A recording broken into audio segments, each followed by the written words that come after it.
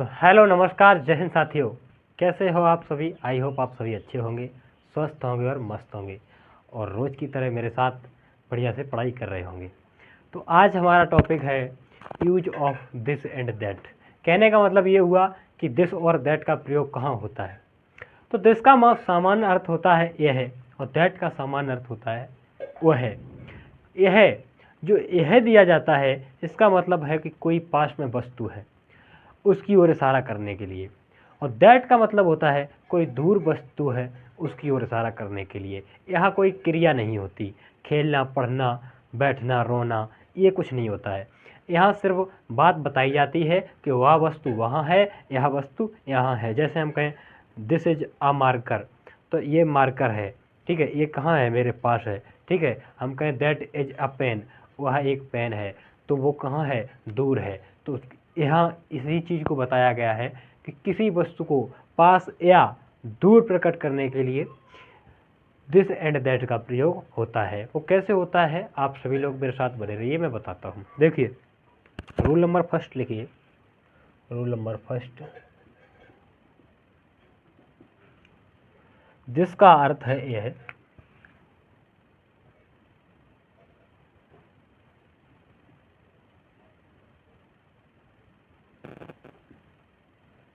है। इसका अर्थ क्या है, यह है। ये पास की वस्तुओं के लिए आता है, ये पास की वस्तुओं की ओर इशारा करने के लिए आता है। वस्तुओं की ओर इशारा करने के लिए आता है। इशारा या संकेत, इशारा या संकेत करने के लिए आता है।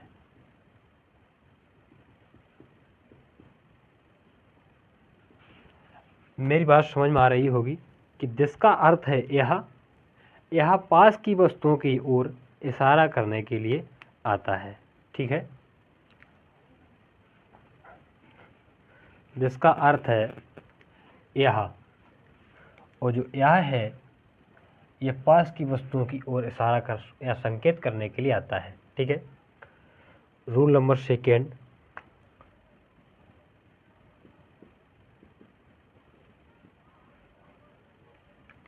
दैट ये वाला हो चुका है, इसकी बात करते हैं। दैट का अर्थ है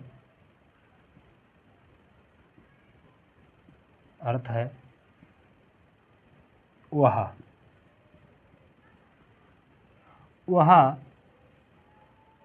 दूर की वस्तुओं की ओर इशारा करने के लिए आता है। दूर की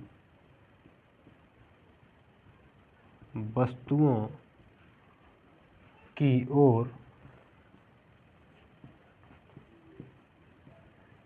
इशारा करने के लिए आता है। इशारा या संकेत करने के लिए आता है, करने के लिए आता है।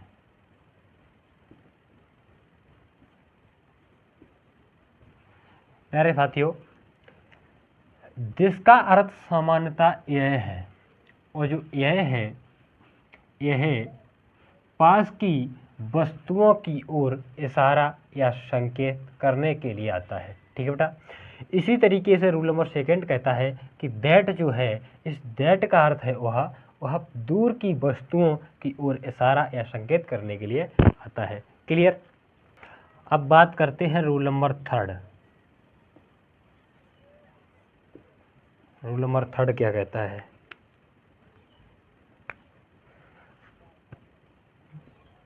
दिस एंड दैट के बाद, दिस एंड दैट के बाद हेल्पिंग वर्ब के रूप में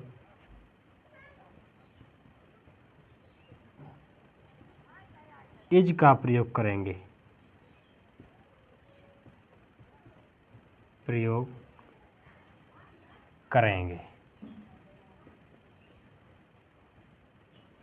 प्यारे साथियों, कहने का मतलब ये है कि जब दिस एंड दैट का प्रयोग होगा उसके तुरंत बाद हमें इज का प्रयोग करना पड़ेगा। ठीक है, मेरी बात इतनी क्लियर है। अब हम आपको ये समझाते हैं किस तरीके से। तो आइए अब एग्जाम्पल से हम आपको समझाने का प्रयास करता हूँ। प्यारे साथियों, अब इसके एग्जाम्पल्स की बात करता हूँ। एग्जाम्पल्स इसके क्या हैं? जैसे मैं एक चीज़ बोलूँ, क्या यह एक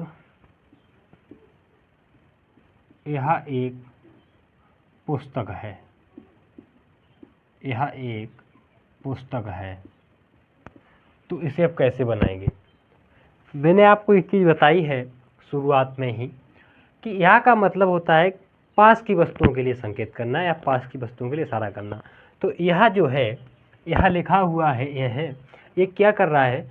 कोई वस्तु है, वो नज़दीक है, उसकी ओर इशारा कर रहा है कि यह एक पुस्तक है, मतलब वो पुस्तक कहीं आसपास है। अब हमने आपको बताया है यहाँ के लिए किसका प्रयोग करते हैं? दिस का। तो आप दिस का प्रयोग करेंगे तो क्या करेंगे? दिस। ठीक है, अब बात आई किस पे? हमने अभी एक बात बताया कि दिस एंड दैट के तुरंत बाद इज का प्रयोग करना होता है। तो आप है के लिए इज का प्रयोग कर देंगे, दिस इज। अब एक पुस्तक, तो एक के लिए बेटा ए और पुस्तक के लिए बुक। बताओ प्यारे साथियों, यहाँ तक कोई दिक्कत? इतनी सी सिंपल सरल बात है, यहाँ कोई घबराने की बात नहीं है। क्या है? यह एक पुस्तक है, दिस इज ए बुक। अगर यहाँ कोई वोवेल्स निकल रहा हो, वोवेल्स स्वर, तो स्वर से प्रारंभ अक्षर हो या मुंह से बोलते समय वोवेल्स जैसी ध्वनि निकल रही हो, तो वहाँ क्या करते हैं? हम एन लगा देते हैं। कहने का मतलब एन लगा देते हैं। जैसे HOURS, तो क्या हो जाएगा?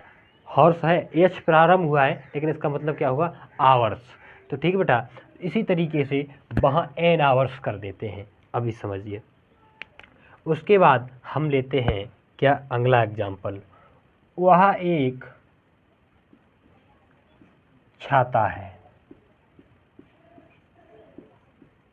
छाता है मतलब छाता कहीं दूर रखा हुआ है। ठीक है, तो आप इसे कैसे करेंगे? हमने आपको बताया है कि वहाँ के लिए क्या लगाएंगे बेटा? दैट। वहाँ के लिए क्या लगाएंगे? दैट लगाएंगे।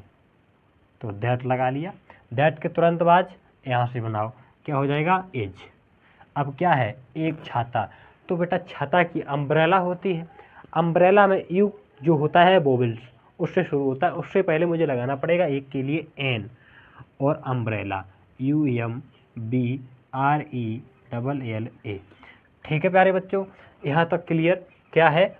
वह एक छाता है, दैट इज एन अम्ब्रेला। ठीक है, तो अब साथियों बात करते हैं आगे। इन्हीं अगर वाक्यों को, दो ही एग्जाम्पल काफ़ी हैं। इस तरीके से अगर आपको कोई भी सेंटेंस मिलता है तो आप आराम से करेंगे, मुझे उम्मीद है। ठीक है, अब बात करते हैं आगे। अगर यहाँ इसी तरीके से नेगेटिव वाक्य मिल जाए, मतलब नकारात्मक मिल जाए, तो आप कैसे करेंगे? कुछ नहीं, आपको तुरंत जाकर हेल्पिंग वर्ब के बाद नॉट जोड़ देना है। कैसे? समझिए। जैसे मैं उदाहरण लेता हूँ,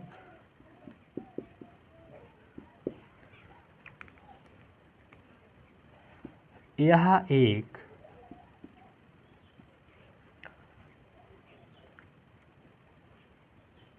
अच्छा लड़का नहीं है। यह एक अच्छा लड़का नहीं है। इस तरीके से वाक्य है, मतलब नकारात्मक उस लड़के के लिए नेगेटिव विचार प्रकट किए गए हैं। तो इसमें नहीं सब पाया गया। कहने का मतलब ये हो गया कि ये जो वाक्य है वो नकारात्मक है। क्लियर? ये कैसा हो गया? नकारात्मक हो गया। तो आपको क्या करना है? इसे भी बनाना है। कैसे बनाना है? इस नहीं के लिए केवल नोट जोड़ देना है। यह एक अच्छा लड़का नहीं है, तो क्या करेंगे? यहाँ के लिए दिस, दिस के बाद यहाँ इज, उसके बाद नहीं, नॉट। अब कैसा नहीं है? एक अच्छा लड़का, तो आ गुड बॉय। प्यारे साथियों, यहाँ तक की बात आशा करूँगा आप लोगों को बहुत अच्छे से समझ में आई होगी। क्या यहाँ के लिए दिस, उसके बाद एज इस तरीके से, नहीं के लिए नॉट, और एक अच्छा लड़का, इसकी क्या हो गई, ए गुड बॉय। ओके प्यारे साथियों, यहाँ तक चीज़ कन्फर्म, सिंपल नेगेटिव में कोई दिक्कत नहीं होगी। अब बताएंगे इंटरोगेटिव और डब्ल्यू। अब बात करेंगे इंटरोगेटिव और डब्ल्यू एच पर, कि डब्ल्यू एच टाइप कैसे बनते हैं, इंटरोगेटिव कैसे बनते हैं। तो समझिए, इंटरोगेटिव के सेकंड टाइप को ही डब्ल्यू एच बोल देते हैं, इसमें कोई वो वाली बात नहीं है। जैसे क्या यह एक लोमड़ी है, क्या यह एक लोमड़ी है। तो इसे अब कैसे बनाएंगे भाइयों, बिल्कुल सरल भाषा उसी तरीके से। यहाँ करना क्या होता है, जो हेल्पिंग वर्ब होती है, जो कि हमने आपको एज बताई थी अभी, क्योंकि यह और वह दोनों के साथ हेल्पिंग वर्ब के रूप में जी लगता है, क्योंकि यहाँ सिंपल एक चीज़ की बात की गई होती है। अगर एक से अधिक चीज़ की बात की जाए तो वहाँ ये और बे हो जाते हैं। ठीक है, वहाँ हम अभी आगे पढ़ाएंगे, आगे वाले जो भी सेशन आएगा उसमें बताएंगे। तो आपको करना क्या है, कुछ नहीं, इसकी जो हेल्पिंग वर्ब अभी आप लगाते थे एज, उसे बाहर लाना होगा। क्या हो जाएगा,